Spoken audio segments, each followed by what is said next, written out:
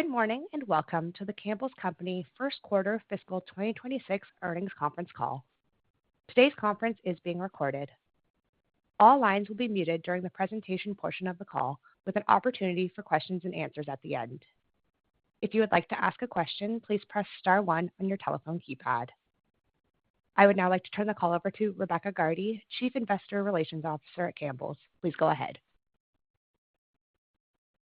Good morning and welcome to the Campbell's Company First Quarter Fiscal 2026 Earnings Conference Call.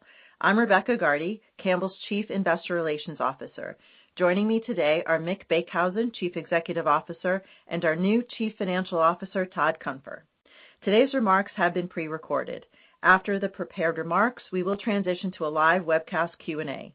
The presentation, a transcript of management's prepared remarks, and today's earnings press release are available on our website at thecampbellscompany.com in the Investors section. A replay of the webcast will be posted at the same location following the Q&A, with a full call transcript, including the Q&A session, available within 24 hours. Slide 2 outlines today's agenda. Mick will provide insights into our first quarter performance as well as our in-market performance by division. Todd will then discuss the financial results of the quarter in more detail and review our guidance for the full fiscal year 2026. Please note that all references to the first quarter in-market performance refer to the 13-week period ending November 2nd, 2025, compared to the 13-week period ending November 3rd, 2024. In addition, beginning in fiscal 26, we are reporting share of our Cape Cod and Kettle brand chips against the total potato chip category, replacing the prior comparison to the Kettle cooked potato chip category. Late July will be compared against the total tortilla chip category rather than the natural and organic tortilla chip segment. We believe these updates more accurately reflect our brand's in-market performance and underscore their strong positioning within the broader chips category.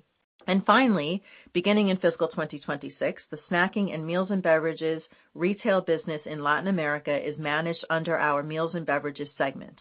Through the fourth quarter of fiscal 2025, the company's Latin America retail business was managed under the snacks segment.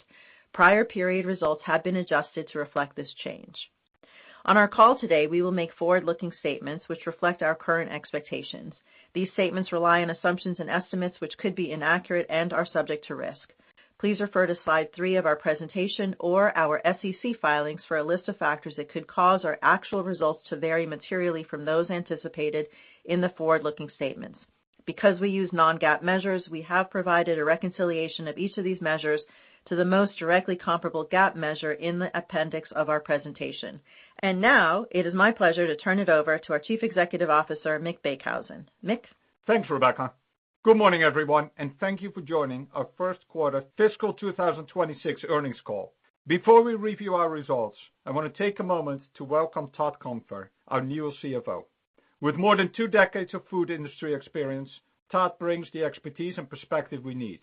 Throughout his career, he has demonstrated a proven ability to drive change and deliver superior financial results. I'm confident he'll be a strong business partner and a tremendous asset to our company. Welcome, Todd. Now let's review our first quarter results, which were in line with our expectations as we continued to navigate a dynamic operating environment. Organic net sales were down 1%, driven by a 2% decline in consumption, with the difference mainly due to retailers building inventory in snacks ahead of upcoming promotional activities. We have an attractive brand portfolio that meets the key attributes consumers are seeking, whether supporting at-home cooking, providing flavor-forward options, premium experiences, or health and wellness benefits. While our total in-market consumption was down 2%, our 16 leadership brands' consumption was down 1%, and collectively, they held share for the 8th consecutive quarter. Within meals and beverages, our leadership brands benefited from consumers' ongoing cooking at-home behaviors and the growing demand for elevated meal experiences.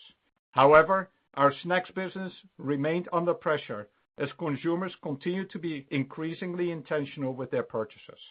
Since the start of the fiscal year, we have made significant progress on our cost savings initiatives, improved overall productivity, and implemented selective in-market pricing increases. However, these actions were not sufficient to offset cost increases and top-line headwinds, resulting in a decrease in our adjusted EBIT margin and an 11% year-over-year adjusted EBIT decline. We continue to be laser-focused on mitigating cost pressures while maintaining marketing support for our brands. Finally, as outlined in our press release, we reiterated fiscal 2026 guidance, which continues to include the expected tariff impact and the related mitigating actions. Todd will provide more details on our guidance in a moment. As highlighted last quarter, we're strengthening our focus on consumers and their evolving needs. I want to remind you of the framework we shared last quarter and underscore the strategic lens we apply when shaping how our brands show up. Our brands are uniquely positioned to compete and excel in these growth areas. While we use this framework to guide consumer-led innovation, it also guides our brand activations. A great example is our Rails Sauces campaign, which focuses on the elevated Rails experience, highlighting the origin of its high-quality ingredients, supporting the unique nature of the food we make. Additionally, we recognize that continued focus on providing an attractive value proposition is critical to be successful. An example of this during the past quarter is our multi-pack goldfish focus during the back-to-school period, where we've seen double-digit increases in consumption versus prior year through strong retail execution and promotional support during an important consumer occasion, meeting the need for a wholesome, convenient snack at the right value. By concentrating our efforts and executing with clarity and discipline, our diverse and advantaged portfolio can build deeper consumer connections, meet their evolving needs, and unlock meaningful, sustainable growth. We remain committed to crafting high-quality food at the right value, as well as investing in omni-channel execution, brand activation, and innovation. Turning to slide 7, total company leadership brands saw stable share performance in Q1, with consumption down 1%. As a reminder, our leadership brands represent approximately 90% of our enterprise net sales. The first quarter marked the 9th consecutive quarter that our meals and beverages leadership brands have held or grown share. Consumers' at-home cooking behavior was once again a tailwind for several of our brands within the division, especially our condensed cooking soups, broth, and Italian sauces. Turning to snacks, consumers are still snacking, but how people are snacking is evolving. We are maintaining our solid share position within snacking as consumers choose snacks that meet their needs within premiumization, flavor exploration, and health and wellness. In Q1, 4 of our 8 snacks leadership brands grew or held share. We believe our powerful portfolio of snack brands remains distinctly advantaged in today's environment, and we are staying close to consumers' evolving needs through our brand activations, innovation, and strong omni-channel execution. Let's take a closer look at each division, beginning with meals and beverages on slide 8. Organic net sales decreased 2% for the quarter. Unfavorable volume and mix of 3% reflects the elasticity impact of tariff-related pricing actions, which was partially offset by favorable net price realization. Additionally, although the in-market consumption of our leadership brands was flat, our overall consumption within the division was down 1%. Turning to slide 9, our total soup portfolio slightly lagged the category on share as cooking varieties within our condensed soup portfolio and broths remained strong while eating soups remained under pressure. In the first quarter, broth consumption grew for the 9th straight quarter, driven by segment momentum that included increased households and buy rates, as well as distribution gains and healthy velocities. Younger generations continue to drive the majority of the momentum, with Swanson posting 6 consecutive quarters of millennial buy rate gains. Our Pacific brand also performed well, with dollar consumption growth up 25% and volume consumption up 31%. Our condensed soup portfolio grew share for the 8th consecutive quarter. Dollar share gains in condensed were fueled by a focused strategy to drive more occasions for Campbell's cooking soups into the repertoire of consumers' at-home cooking behavior. Our condensed cooking momentum led to a continued household penetration gain within the overall condensed portfolio and added over 2 million new buyers, including 1.2 million millennial and Gen X households versus a year ago, pointing to the strength of our cooking soups across cohorts. In the ready-to-serve segment, the headwinds we experienced in the past quarters continued in Q1, with dollar share down in the quarter. On the positive side, Pacific and Rails were strong performers, gaining share on both a dollar and volume basis. However, select price increases put pressure on our mainstream RTS portfolio consumption, resulting in market share declines. In addition, our RTS results reflect the last quarter of impact from the discontinuation of Well Yes. We believe that the pricing action is the right approach to be able to support this segment of our portfolio while we're experiencing disproportionate tariff-related inflation.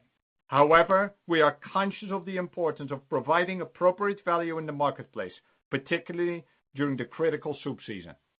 Turning to slide 10, from holiday classics like the green bean casserole to new and fresh recipes, side dishes made with Campbell's products were served at Thanksgiving tables across the country. Over half of our condensed soup portfolio is cooking soups, including soups like Campbell's cheddar cheese soup, used to make America's fastest growing side dish, preferred by Gen Z, mac and cheese. Our condensed cooking soups grew dollar share and consumption for the past 5 quarters, and we believe there continues to be ample opportunity for growth, driven by recipes for the holidays and everyday occasions. Rails continued its growth in both consumption and overall share.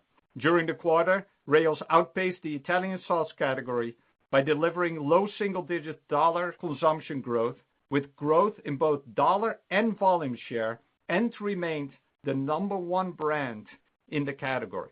We continue to be encouraged by the growth potential of this great brand, driven by sustained household penetration gains and high repeat rates as consumers continue to prioritize elevated experiences at home.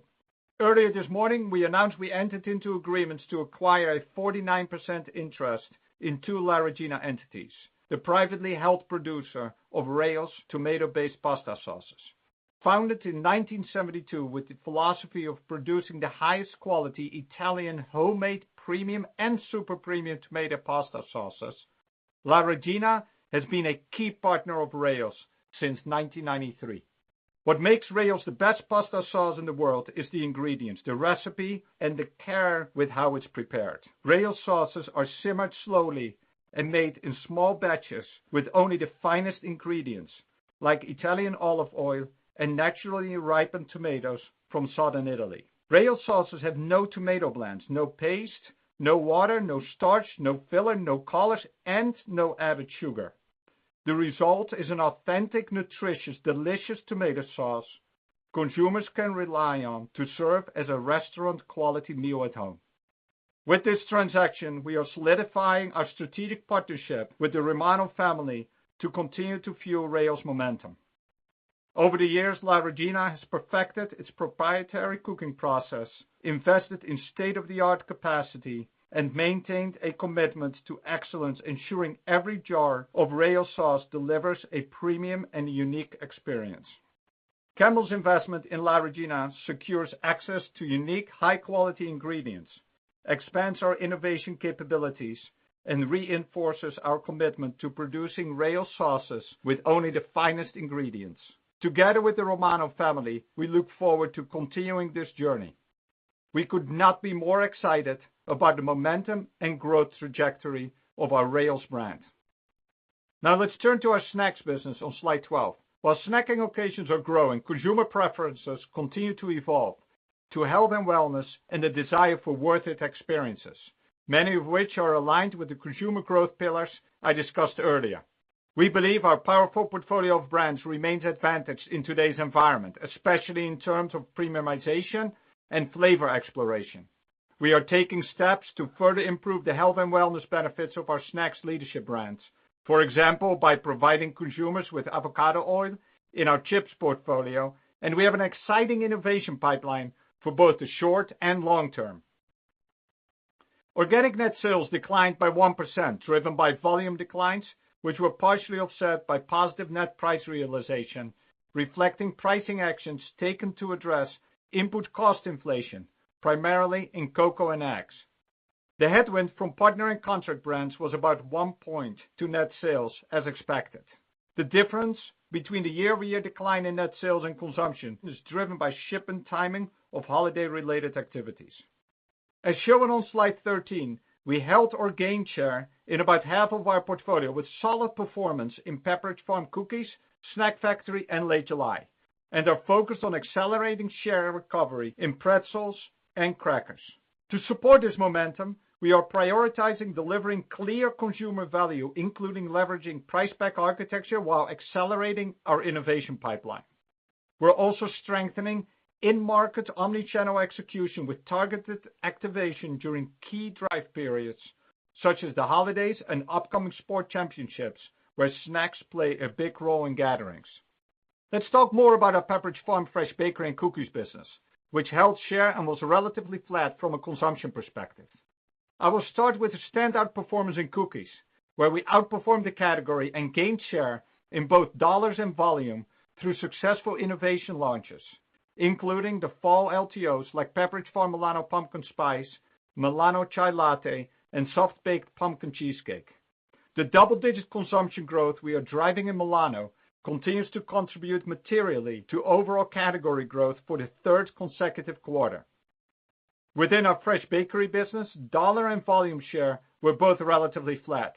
However, the overall category remained under pressure as consumers are more selective in their purchases of fresh bread, favoring premium differentiated products. Our latest innovation in Farmhouse Thin Sliced is outpacing sandwich segment trends, delivering strong repeat rates reflecting consumer demand for healthy products without compromising on taste. Now let's talk about our salty portfolio. In chips, we held share with relatively flat consumption due largely to sequential improvement in our Late July brand as we continue to be well positioned with consumers that are looking for better-for-you offerings. We're also benefiting this quarter from a club promotion that shifted into the first quarter from Q2 last year. Our Kettle brand held market share while Cape Cod lost share against the broader potato chips category. In pretzels, we experienced overall share and consumption pressure as strong performance of our Snack Factory franchise was not sufficient to offset the softness in Snyder's of Hanover. Snack Factory saw share and volume gains for the quarter driven by the innovation of Poppins and Bites. Additionally, as consumers are increasingly seeking flavor experiences, our Pumpkin Spice LTO was a great driver of growth for Snack Factory in the quarter. And we are excited about the White Peppermint LTO that's on the shelves now in time for the holiday season. The softness in Snyder's of Hanover was driven by our intentional removal of less effective promotions as well as continued competitive pressure. However, with core expansion at club, impactful holiday messaging, and an upcoming new visual identity to drive shelf presence, we have a lot of conviction in both our pretzel brands. Now let's talk about crackers. In crackers, we are encouraged by Goldfish's successful back-to-school campaign, which beat key competitors in the 10-week back-to-school window. The success of the campaign helped Goldfish finish Q1 as the cracker share leader over the last 13 weeks. Despite the great back-to-school campaign, consumption declined in the quarter, which shows we still have more work to do. I am confident that our strategy of incremental marketing support, exciting innovation, and a strategic approach to value will return this flagship billion-dollar brand back to growth. As we enter the holiday season, our snacks portfolio will play an important role in driving moments of connection and celebration.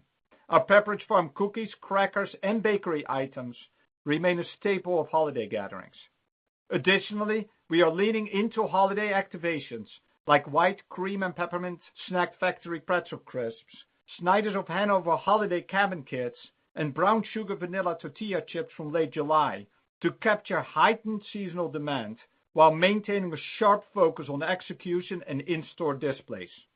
Collectively, these actions will position our snacks business to deliver strong engagement throughout the season and support our broader commitment to consistent, profitable growth.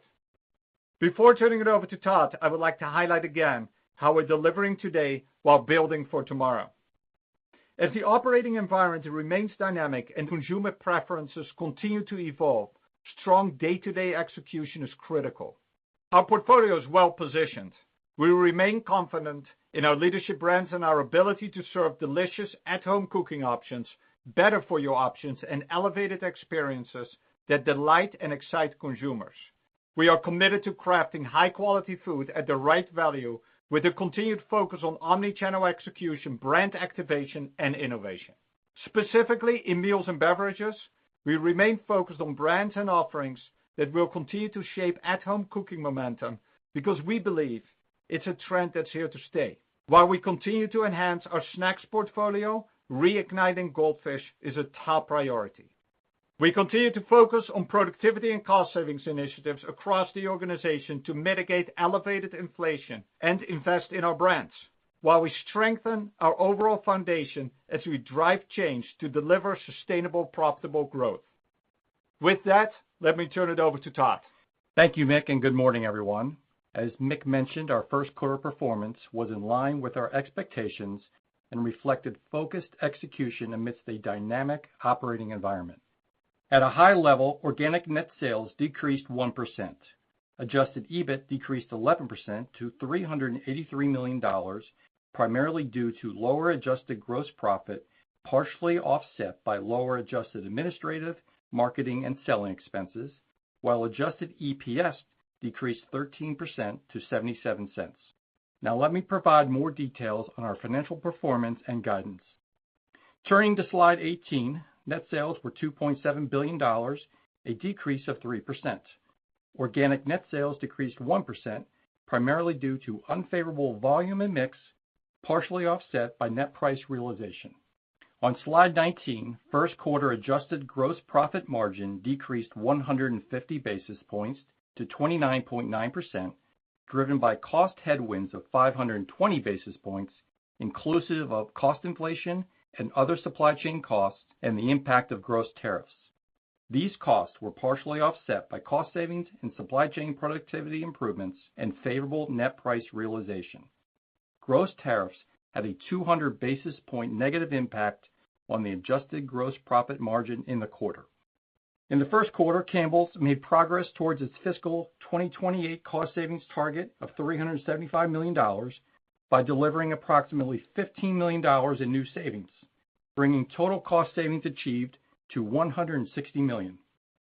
The company intends to use these savings as one of several levers to help offset tariff headwinds.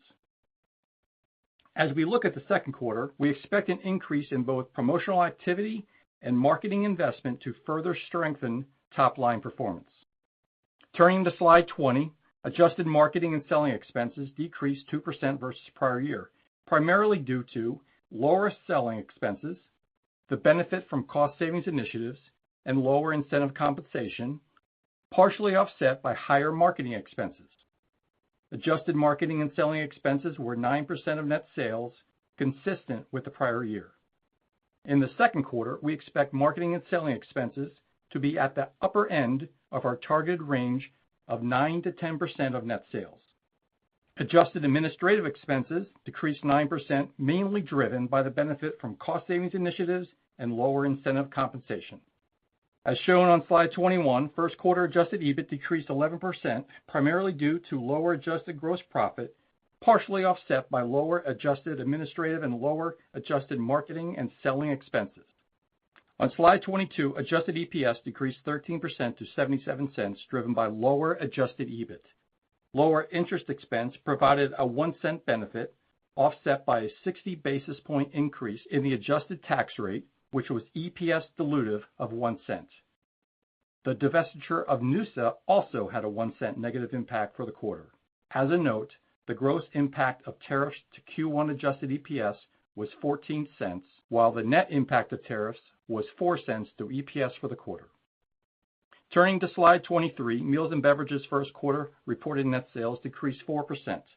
Excluding the impact of the Noosa divestiture, organic net sales decreased 2%, mainly driven by declines in U.S. soup, Canada, SpaghettiOs, Pace Mexican sauces, and V8 beverages, partially offset by gains in Rao's. An unfavorable volume mix decline of 3% was partially offset by favorable net price realization of 1%. First quarter operating earnings in the division decreased 13%, primarily due to lower gross profit and the impact of the Noosa divestiture. Operating margin was lower by 190 basis points, primarily due to lower gross profit, inclusive of a 280 basis point gross impact from tariffs and cost inflation and other supply chain costs. This was partially offset by cost savings and supply chain productivity improvements and favorable net price realization. On slide 24, Snacks reported a 2% decrease in net sales, which includes the impact of the Pop Secret divestiture. Organic net sales decreased 1%, driven primarily by lower net sales in third-party partner and contract brands, Snyder's of Hanover pretzels, Fresh Bakery, Goldfish crackers, and Cape Cod potato chips, partially offset by gains in Pepperidge Farm cookies. Organic net sales were impacted by unfavorable volume mix decline of 3% and favorable net price realization of 2%. Snacks first quarter operating earnings decreased 10%, while operating margin decreased 100 basis points. The margin contraction reflected cost inflation and other supply chain costs, gross tariff impact, and unfavorable volume mix, which more than offset benefits from cost savings and supply chain productivity improvements and favorable net price realization. Turning to slide 25, we generated $224 million in operating cash flow in the first quarter, in line with prior year. We continue to prioritize reinvestment back into the business to drive incremental growth with Q1 capital expenditures of $127 million. We also remain committed to returning cash to our shareholders, with $120 million in dividends paid and $24 million in anti-dilutive share repurchases in the quarter. As of November 2nd, 2025, the company has approximately $174 million remaining under its anti-dilutive share repurchase program. Our net debt to adjusted EBITDA leverage ratio at the end of the first quarter was 3.7 times. We remain committed to deleveraging the balance sheet towards our goal of 3 times leverage. At the end of the first quarter, the company had approximately $168 million in cash and cash equivalents and approximately $1.4 billion available under our revolving credit facility. With respect to the La Regina transaction Mick mentioned earlier, we anticipate closing in the second half of fiscal 2026. The transaction is expected to be neutral to the reaffirmed guidance for fiscal 2026 adjusted EPS. Further details on the acquisition can be found in the company's Form 8-K filed today with the Securities and Exchange Commission. Based on the company's first quarter performance, we are reaffirming our full-year fiscal 2026 guidance ranges provided on September 3rd, 2025. Fiscal 2026 guidance ranges are based on the exclusion of the additional week in fiscal 2025, which represented approximately 2% to net sales, 2% to adjusted EBIT, and 6 cents to adjusted EPS. In fiscal 2026, we continue to expect a significant impact from tariffs. Gross tariffs are projected to be approximately 4% of cost of products sold, approximately 60% related to Section 232 steel and aluminum tariffs, and the remainder largely from global IEEPA tariffs. We continue to expect to mitigate approximately 60% of this impact in fiscal 2026 through a number of actions, including continued inventory management, supplier collaboration, alternative sourcing opportunities, productivity and cost savings, and where absolutely necessary, surgical and responsible pricing actions. I will close by saying that just 50 days in, I share Mick's conviction in the strength of our leadership brands, our capabilities, and our people. Maintaining focus on our strategic priorities will be key as we continue to navigate short-term macroeconomic challenges while investing to build long-term shareholder value. That concludes our prepared remarks. Now let's turn it over to the operator and begin the Q&A session. Thank you. If you would like to ask a question, please press star followed by the number 1 on your telephone keypad. To withdraw any questions, please press star 1 again. Our first question today comes from Tom Palmer from JP Morgan. Please go ahead. Your line is open. Good morning, Mick and Todd. Thanks for the question. And Todd, welcome. I wanted to follow up on the La Romano announcement. Perhaps we could get some added detail on the reason for the acquisition and the timing, and also perhaps some added details on the option on the remaining 51%, such as how the purchase price would be determined. Thank you. Yeah, good. Morning, Tom. And so when I look at the La Regina investment, first of all, it obviously supports our conviction around rails. And as we've obviously talked in the past about sauces boss for rails, so partnering up with the proprietary producer of the tomato-based sauces is absolutely critical from my perspective. Rails has had a long relationship with La Regina, as I described earlier, and since the acquisition, we've also been developing that relationship with the Romano family. This investment is really strengthening that partnership with both La Regina, but also with, as you're pointing out, the Romano family, and I'm really looking forward to bringing that relationship to the next level. On the one end, it's obviously secure supply, and we describe a lot of the uniqueness of the product, and we've talked about that. It's obviously a key component of Rails and Rails' growth, the unique ingredients, but overall also the process with which we're making the sauce and with which, the sauce is cooked, as we described earlier. So, making sure that we have supply of the high quality Rails sauce is absolutely critical. That's what this investment helps us with. That's what this supports. It kind of supports the overall conviction around the growth story. On top of it, also the partnership with the Romano family will allow us to continue to work closely together in areas like innovation, really a kind of mutual interest in order to continue to support the growth of this amazing brand, which I personally think has a long way to go. And if you look at, we also described some of the details. We were currently acquiring 49% of La Regina for $286 million. It represents a high single-digit EBITDA multiple. And as Todd also described in his prepared remarks, we expect it to be EPS neutral in fiscal 26. I personally think this comes at an opportune time where we have integrated the Rails acquisition and we have continued to build this relationship. Back to your question around timing, we've continued to build this relationship, and as a result, this is a very logical, call it like addition to a building that overall conviction around the Rails brand. I don't know, Todd, any additional thoughts around the option that we have?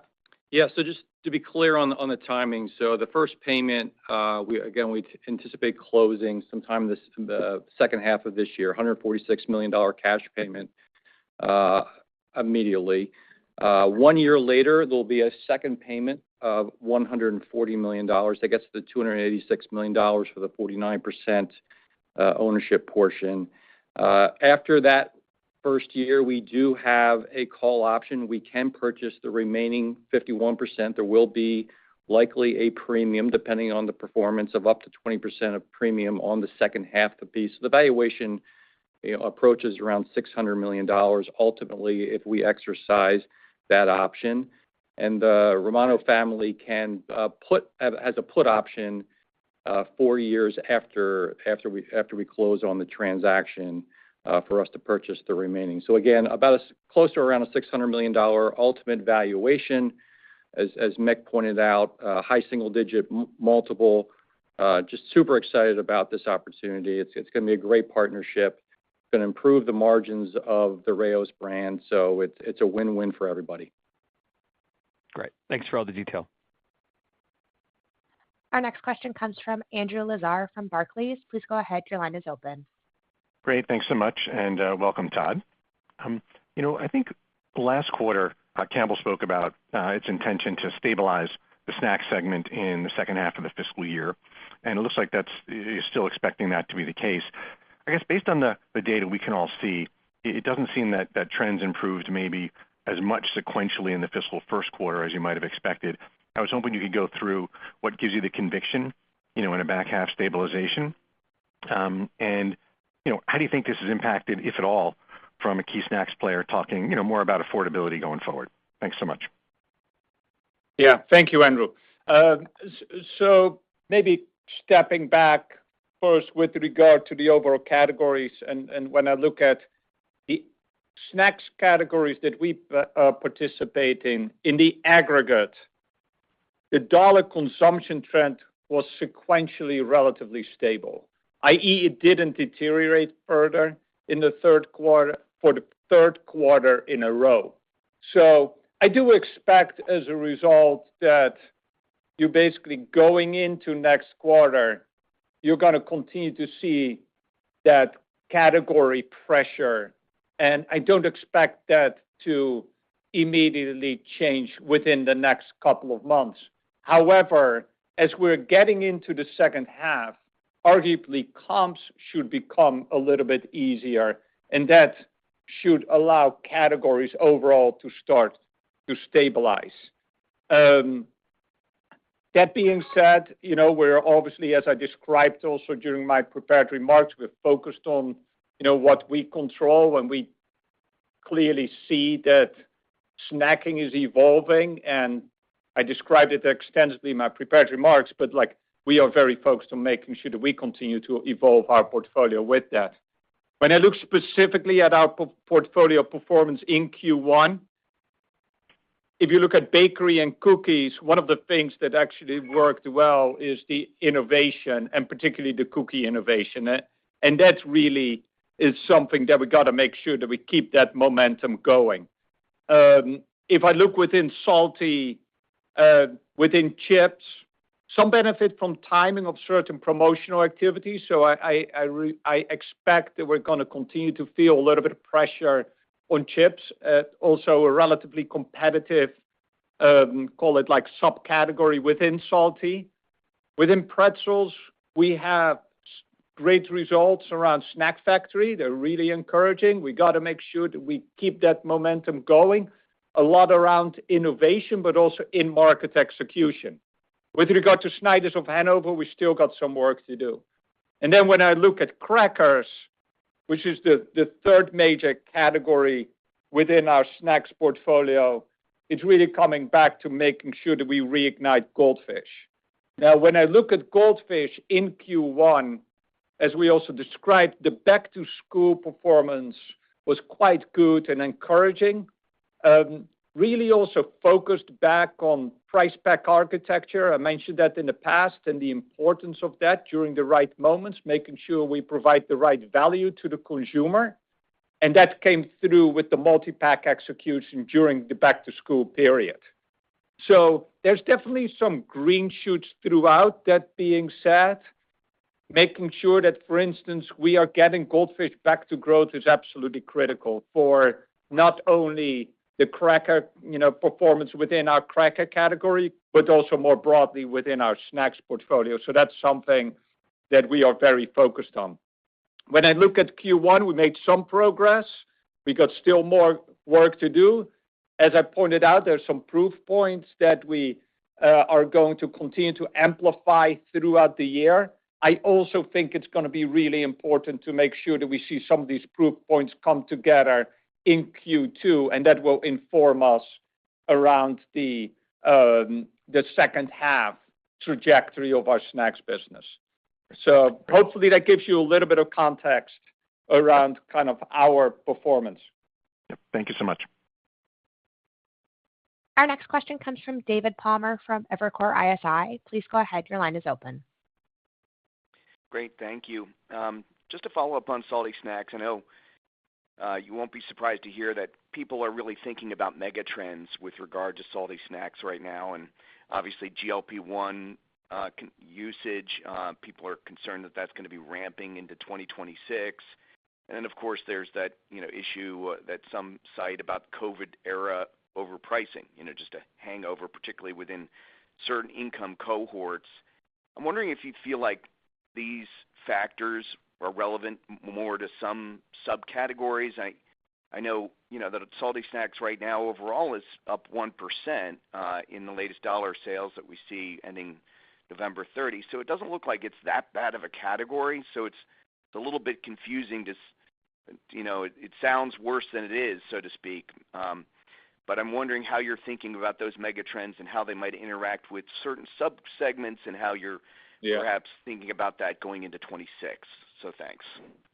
Yeah. Thanks, David. It's something that we are very focused on, and you heard me talk a little bit about this in the beginning of the prepared remarks as well, and I really kind of that focus on the consumer value across those different occasions or those distinct needs, as we described it on one of the pages, is really the way that we are approaching it.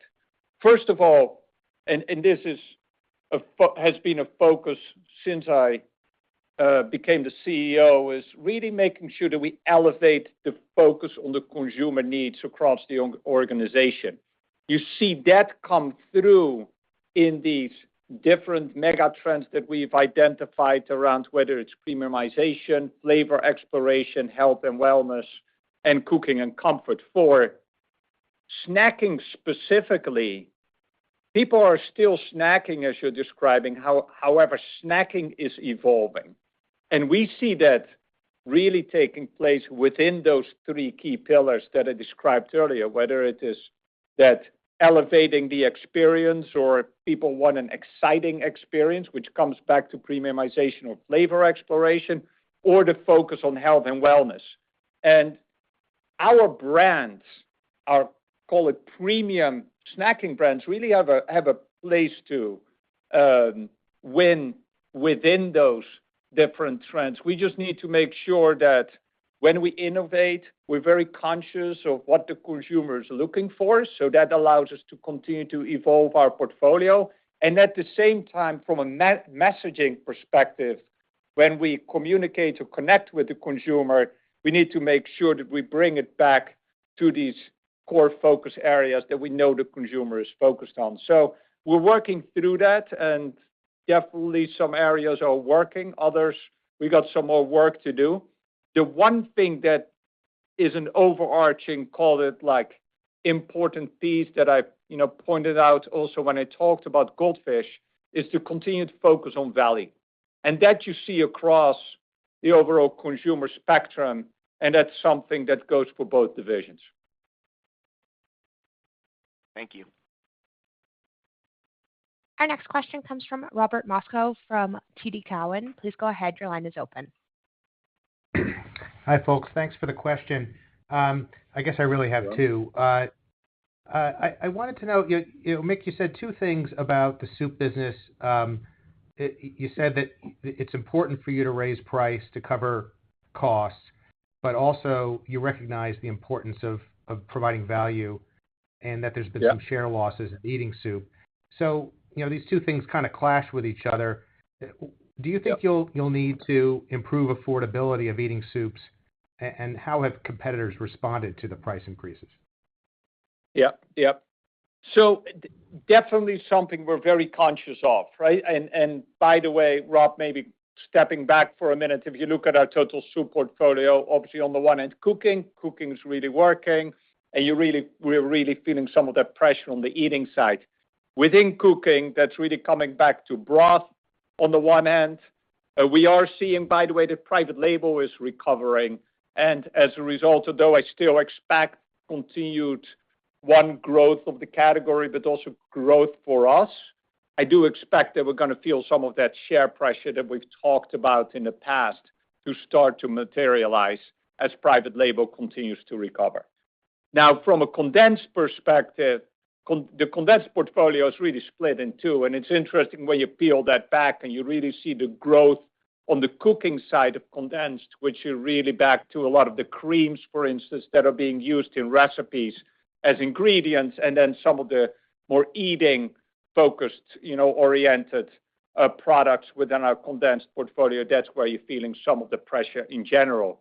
Then when I get to RTS or ready-to-serve soups, which is a broader portfolio for us, right? That includes Chunky, it includes Homestyle. It did include in the past Well Yes, which we've now discontinued.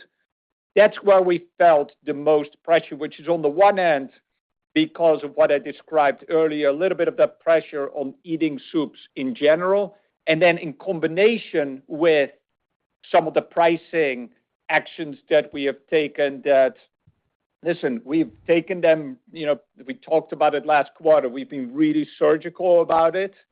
But because of the disproportionate inflation, we did believe it was important to implement some of the pricing. Elasticities have materialized the way that we expected. We also believe that it's important for, as you're pointing out, the long-term value of our brands. Although in the short term, and particularly during the beginning of this quarter, it's definitely led to some pressure from a consumption as well as overall share perspective, which you saw on one of the slides. Now, that being said, we're also very conscious to bring it back to your piece around value is important, and value is important when it really matters. So going into the soup season, we have taken selective incremental actions in order to make sure that we are competitive in the marketplace. And if you look at the L4 trend, you actually see that RTS is growing slightly and that share declines are much more subdued. Okay. In the interest of time, I'll take my second question offline. Thanks. Okay.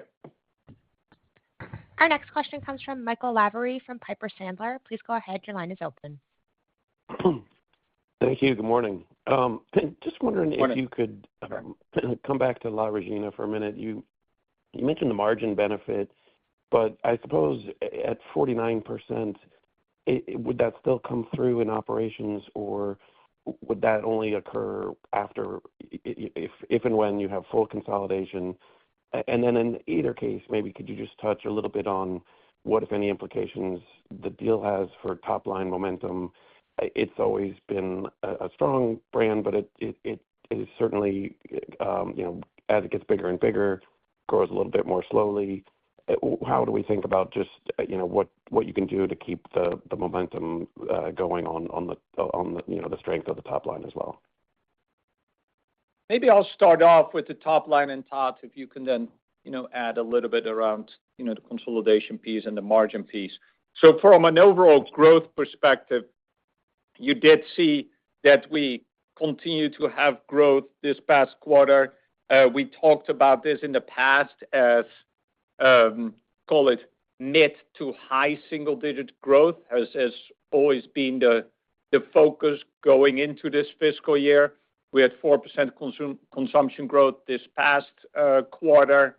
A little bit of timing of promotional activity between Q1, Q2, and I'm very comfortable that we're going to see that mid to high single-digit growth trajectory materialize. From a P&L impact, because of the call option that we have, we will actually consolidate 100% of the P&L on into our business. So we will get the full gross margin impact. It'll be significant for Rao's, obviously not terribly significant for the entire company, but we'll have a very favorable impact on the brand.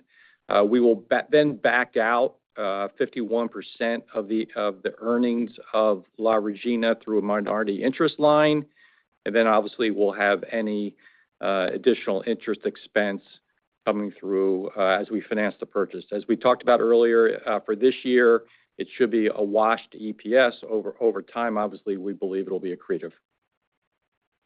And could I add a quick follow-up? If that's the case, then, and you've got greater margin opportunity and flexibility, does that do anything to impact how you might think about funding A&C?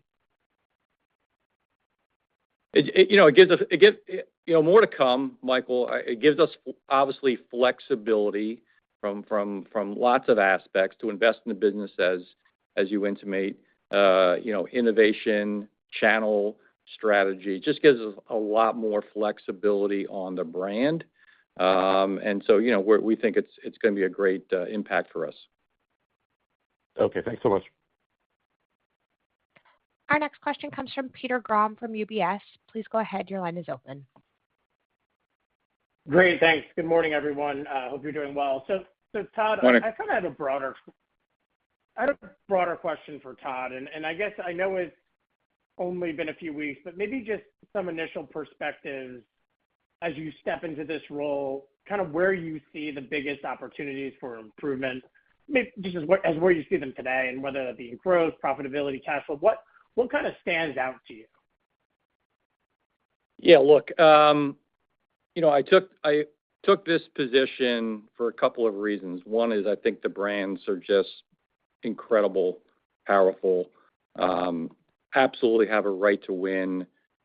Slightly declining today, but I'm very confident they're going to be growing in the future, and I want to be a meaningful part of that. The people here that I met through the interview process, amazing, and as I continue to meet more people through this organization, the people here are just terrific, and that's quite frankly, when you work every day, that's 80% of the battle, coming in and making sure you're working with people that you really appreciate and want to work with. Look, this is a big business. It's a complex business.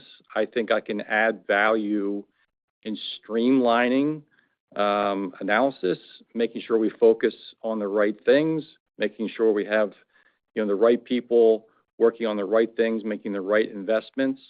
Having worked for 20 years for a similar sized company, that being Hershey, and then working for two $1 billion companies over the last 8 years gives me, I think, a unique perspective on both, larger cap food companies and then the advantages of smaller companies who are higher growth and how they think, how they act, and how they're more nimble. So hopefully I can bring some of that perspective to the company over the next several years.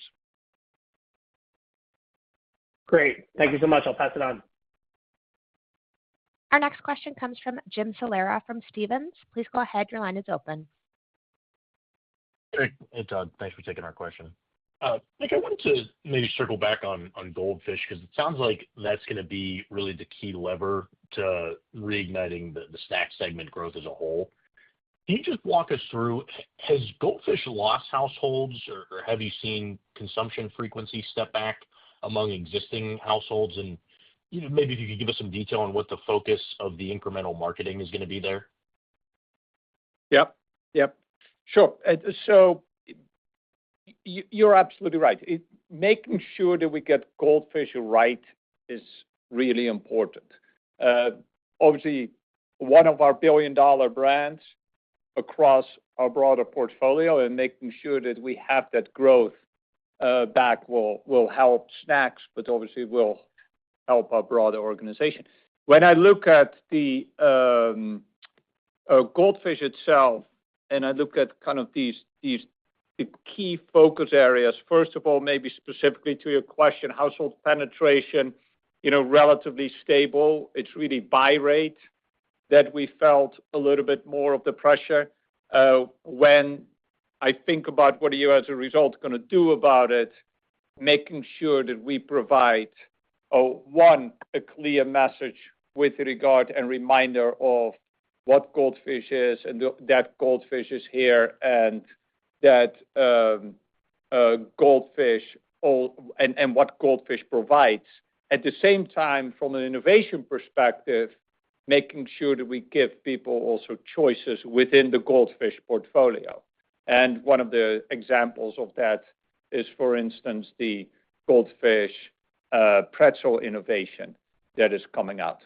So making sure that we provide kind of the full power of the franchise is really important in order to support that buy rate in combination with reminding people what Goldfish stands for. At the same time, and so that comes back to innovation, brand messaging. At the same time, as I described earlier, and I described this also in the past, is price pack architecture, I think, is really important, which brings it back to making sure that we have the right value at the right moment. And that's something that we're very focused on across not only Goldfish, but the broader portfolio. But that also is really important for Goldfish itself. And a proof point of that is what you saw with the multi-pack growth during the back-to-school period this past quarter. And then the last thing that I'd say is call it like the daily blocking and tackling. I referred to omni-channel execution, in my prepared remarks as well. I really look at it as making sure that we have really good execution in the marketplace is absolutely critical. So it's really those different components that should allow us to get back to growth with Goldfish in a brand that arguably has a right to win in the marketplace. Great. Thank you. I'll back in the queue. Our next question comes from Chris Carey from Wells Fargo. Please go ahead. Your line is open. Hi, good morning, everyone. I wanted to ask about margins. I think this is, a historically low gross margin in the quarter, going back some time. And so I wanted to get a sense of, how the quarter, from a gross margin perspective, has come in relative to your own expectations. And, whether you think that the rest of the year gross margin relative to current levels, whether on an absolute basis or a year-over-year basis, see some steady improvement. And I ask that in the context of, I think, this is going to be the peak inflation, quarter, relative to the full year guidance anyways. And there potentially is some relief, through the rest of the year. So it's kind of, how it came in relative to expectations and phasing from here. And then, as you look at the business and you've handled this inflation, cycle, just any thoughts on the prospects for margins over time? Thanks so much. Sure. Look, so obviously incredible inflation, both from just normal inflationary input costs, labor costs, plus a very large impact from tariffs in the quarter and throughout the majority of the year. So it came in exactly as we expected it would be. And as we had in our slides, over 500 basis points of total cost pressures, with 200 basis points approximately of that being tariffs. Inflation throughout the entire cost system also was a similar amount to the tariffs for the quarter.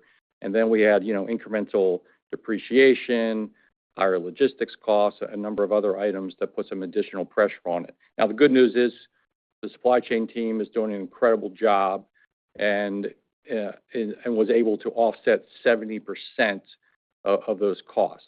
So, kudos to them. We would be in much worse shape if not for their incredible efforts. This inflation will remain for the vast majority of the year. It'll be a similar impact in Q2. Just FYI, gross margins, which was down 150 basis points in Q1, will be down a similar amount, maybe even a little bit more in Q2. Probably will get a little bit better as we get into Q3, and then as we begin to lap some of the tariff impacts that we started to have in Q4, and some of the cost improvement opportunities that the supply chain is working on now come to full fruition, we will, as second half comes together, we will see improvement throughout the quarters, particularly in Q4 again, because we will be lapping some of those tariff impacts. Look, we're not happy about where the gross margins are.